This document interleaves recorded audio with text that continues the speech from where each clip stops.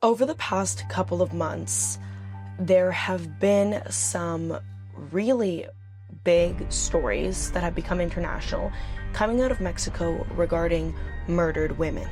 Now, femicide and missing and murdered women has always been an issue in Mexico, as well as many countries. But we've been seeing this uptick once again that looks reminiscent of perhaps the early 2010s, where women's murders are being used as messages.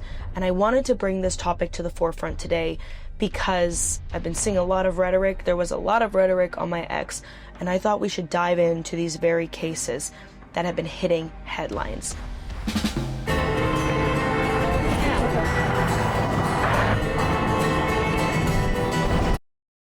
Thank you guys so much for tuning in to this episode of Borderland Dispatches, an Ironclad original with yours truly, Katarina Schultz. Let's get right into it because this is a topic that breaks my heart, honestly. It's horrible to see these videos, and I'm sure a lot of you know that I see very violent videos frequently. I see a lot of violence, and I become privy to a lot of information that is really fucked up, honestly. There's no better way to put it. But when I see vulnerable people being killed or dying due to their circumstances in very violent, horrific ways, I mean, like any normal human being, it just eats you up. We're going to talk today about Irma Hernández.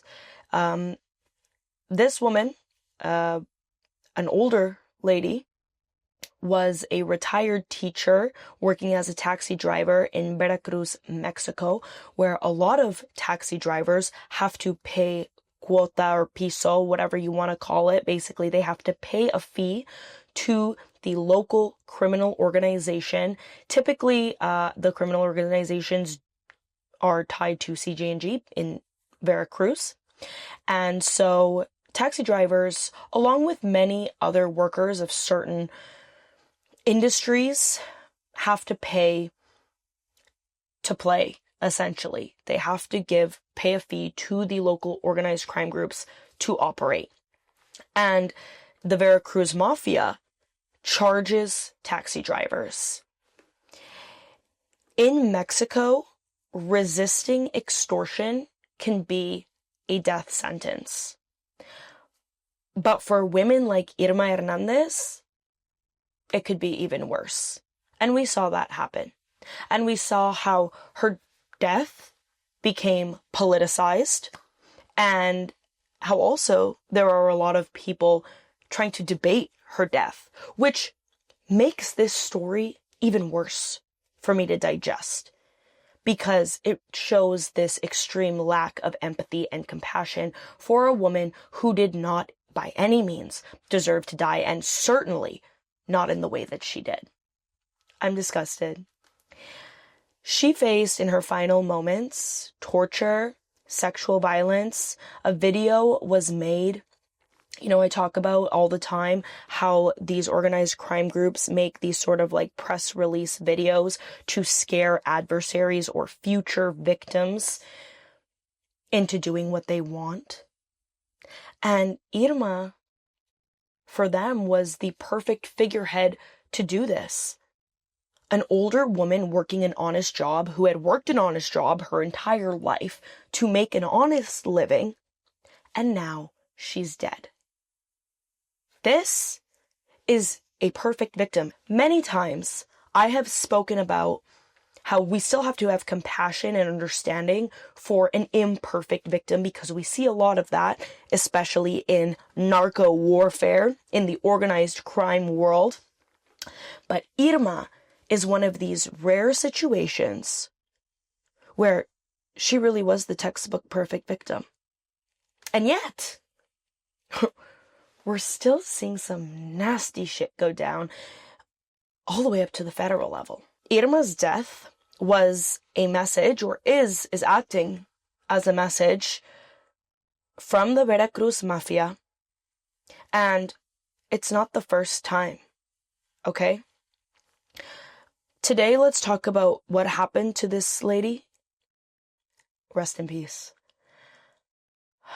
And the political response, the public response, and also I'm going to bring in some context of previous cases and also talk a little bit about Valeria Marquez, that TikToker from Guadalajara who was shot on TikTok Live and how that went super viral. I think that's one of my most viewed reports that you guys have clicked on. So Irma was a 62-year-old retired teacher, like I said, part-time taxi driver. I spoke with people in this community, and some individuals who knew her said that she was honest and outspoken and was refusing to pay the extortion by the Veracruz mafia. This woman was tough, and her only crime was refusing to give in to organized criminals. A video emerged of Irma kneeling down, handcuffed, surrounded by around a dozen armed men, masked up. Sometimes when I talk about these topics, I think it's important for me, for my own personal safety, to refrain from judging people who could put me in danger. But I'm sure you guys can read between the lines. These men were masked up, multiple of them surrounding a 62-year-old woman. She is forced to deliver a message on their behalf in this video, essentially saying, pay the extortion as a taxi driver or end up like me. And she's still alive in this video, and she doesn't appear to be battered in this video, but then again, you never know. I mean, it's also important to keep in mind that a lot of the times when these taxi drivers can't pay the extortion fee or refuse to, they're beaten up with a wooden pallet, like they're smacked on the back or on the buttocks really hard. And this is often filmed and posted, published, or shared in group chats with people who will be affected by this. Now, after this video, Irma's body was found on a remote ranch. Now, the governor of Veracruz, Rocío Nale, confirmed through forensics that Irma was violated, tortured, and due to the violence, had a heart attack, and that was how she died. The site where Irma was found had like weapons, tactical vests, and abandoned vehicles, and it was kind of like it really indicated that this was like a cartel camp, or at least like this is where Veracruz Mafia did conduct like certain operations. They, sort of had an encampment there. The interesting thing about this was the governor, Rocío Nale, and the president, Claudia Sheinbaum, kind of used the forensics report that Irma had a heart attack as a way to maneuver or avoid saying that she was murdered. Okay, she wasn't killed. She died as a result of a threat. There are actually a lot of cases, and people I know personally, or who know people, that have been kidnapped or extorted and actually die of a heart attack during the process. That's murder, okay? Perhaps you didn't shoot them in the head, but you inflicted enough trauma and stress for this person to die. This is also a 62-year-old woman surrounded by multiple armed, masked men. What's she supposed to do? Tough it out? Fight for her survival? This area where Irma worked in Veracruz, Veracruz is a hotspot for violence. I've been meaning to talk about Veracruz more frequently, simply due to how active it is. It's mainly CJ&G, the major cartel that has kind of a stronghold there is the Jalisco New Generation Cartel. Veracruz has a port.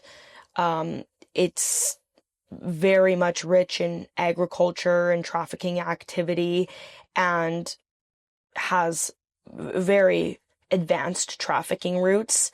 Now, at the same time, extortion, particularly through taxi drivers, has been a key revenue point for these organized crime groups. In some regions, it actually accounts for like up to 40% of revenue, particularly for these groups that like not CG&G as a whole, rather these subgroups that are working in their communities.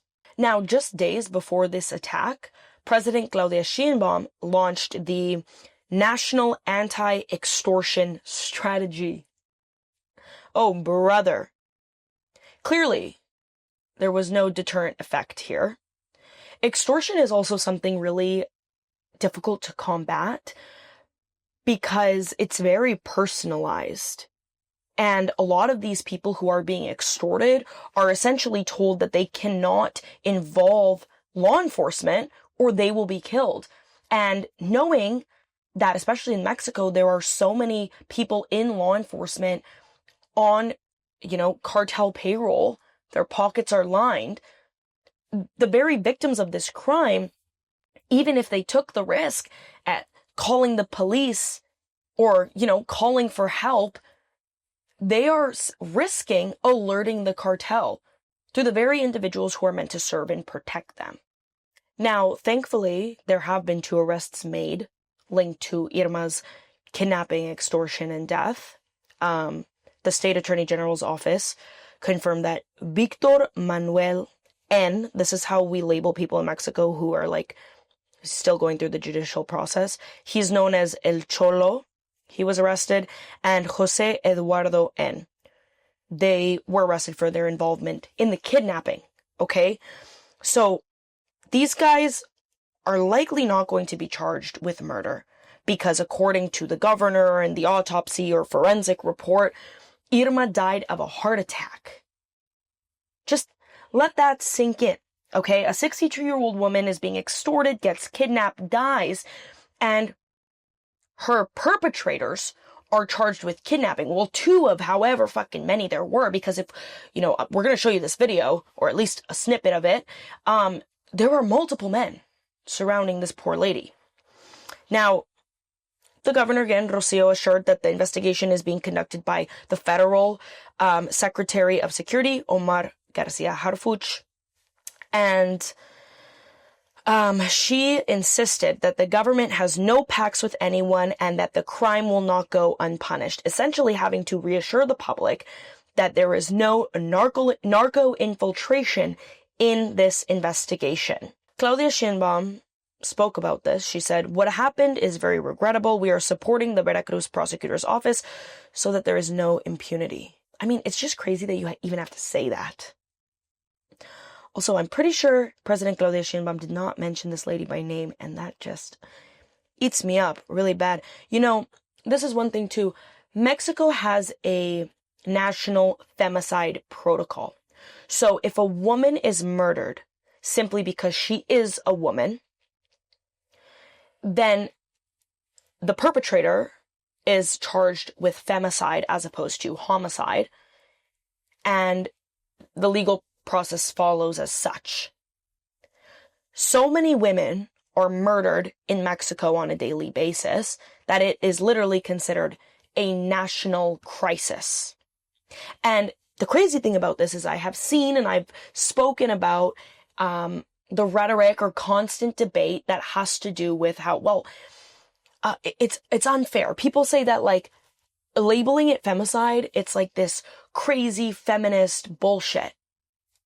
I don't care like where you stand with feminism or what your thoughts are, but if you see a woman being horrifically tortured by a group of men to send a message, which this is what this is, okay? Because otherwise they wouldn't have filmed her saying, if you don't pay, you're going to end up like me. And they wouldn't have her. If they weren't sending a message, they wouldn't have done all of this. They would have just killed her if it was, personal.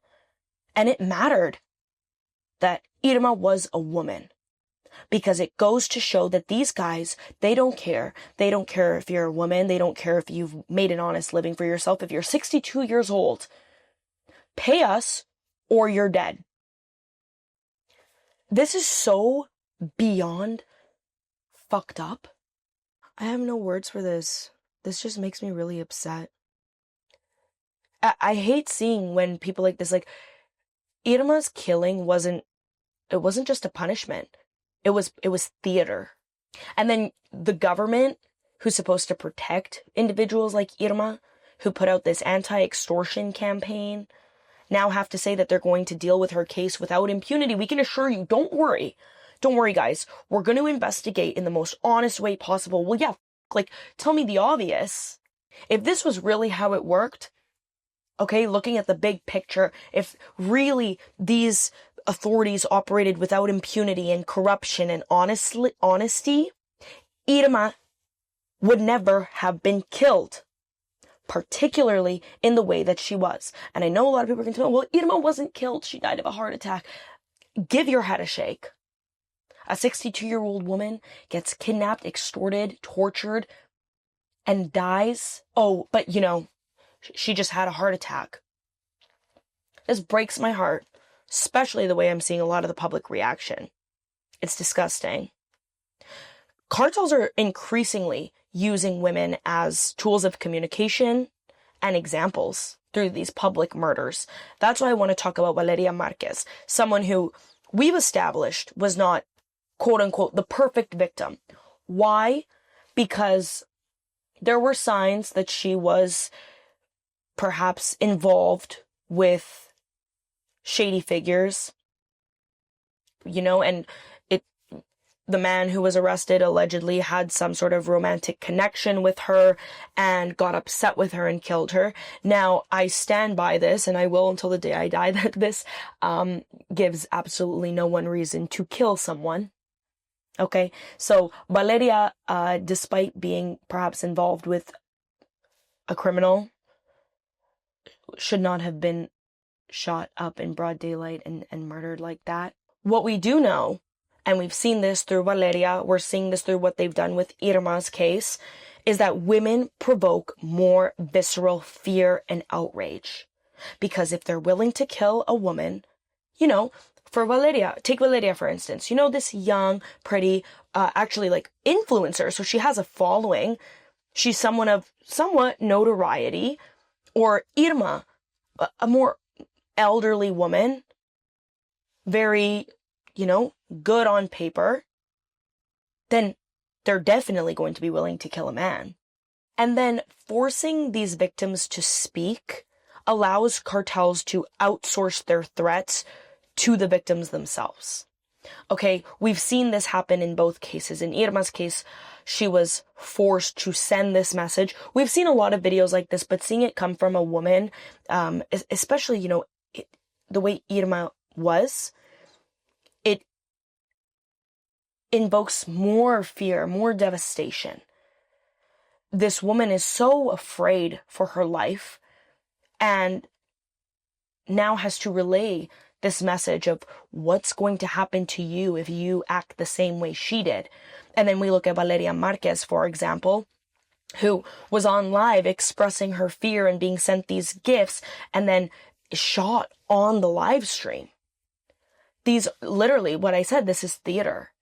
They're letting this play out to invoke as much fear and outrage and shock from the public who they know is going to be watching. Because with something like this, it's just impossible to look away. And I don't think people should look away. This is a double-edged sword because, you don't want to give them this sort of publicity, but at the same time, these victims deserve justice. These femicides become strategic, not incidental. It's literally a media tool. And we know, and I've spoken about this, that these cartels, these organized crime groups operating under certain cartels have become media experts using social media, using these videos, using live streams. There's a massive psychological impact to this. Basically telling everyone, no one's safe. mess with us, and this is what happens. Now, apparently, following Irma's death, taxi drivers and vendors across Veracruz reportedly began paying piso again. So people who either owed debts or who were refusing to pay, like in protest, they paid up. This is coming from people I've spoken to in this region. And one person told me that, and it really stuck with me, it wasn't just Irma's death that scared us. It was what they did to her that led to her death. Because whatever she went through, whether she actually had a heart attack or not, because I think it's important that we stay critical here. She may have had a heart attack, she may have been killed, but whatever it was, what she had to endure leading up to her death is what has scared these people the most. It's what scares me the most. And anytime I cover murders, ever since I first started doing journalism, the hardest part for me to wrap my mind around and to talk about and report on was what led up to this person's death. All of the smaller or long-lasting torturous acts that led to this person dying. It used to make me want to puke. Now, like I said, 2 arrests were made. This only happened after the video was leaked. Irma was already dead. Some feminist groups and activist groups in Mexico are saying that this is a result of the government depoliticizing femicide and treating it as like a generic crime rather than organized terror. And I think it's important to keep that in mind, particularly with Irma's death, just because of how they used her as a symbol and her, her torture and her murder and her presence in that video. I don't think them killing a man, and I'm sure most of you can agree, would have led to the same impact and outrage than them killing a 62-year-old woman did. And, a lot of these activist groups too also they hit a little harder on President Claudia Sheinbaum because she's a woman.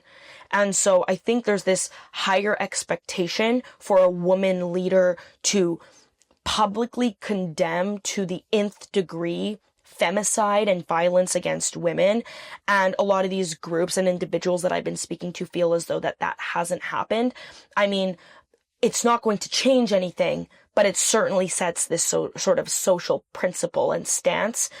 And yet, cartel violence has never really been acknowledged as like a gendered thing, even though we see a lot of women become these collateral victims in really heinous ways, because a lot of these men that are dying are not being raped. And I can't say that, it's any less worse, but we look at Irma's case and it is just objectively brutal. The message the Veracruz mafia sent through Irma Hernández's broken body was not for her. We know this. And she stood her ground. She didn't pay the extortion. This message was for every small worker thinking about saying, no, I'm not going to pay. I'm going to work in, I'm going to protest this. This was for every mother or woman thinking they were too old or too far outside the game to ever be targeted by this, that they could get away with saying no and not giving in to these criminals. And the message was certainly received. But my real question here is, was Mexico's leadership even listening? We'll just have to wait and see. Thank you guys so much for tuning in to this tragic episode of Borderland Dispatches, an Ironclad original. I'm Katarina Schultz. Please be sure to share, especially this type of story. And as always, I'll see you next time.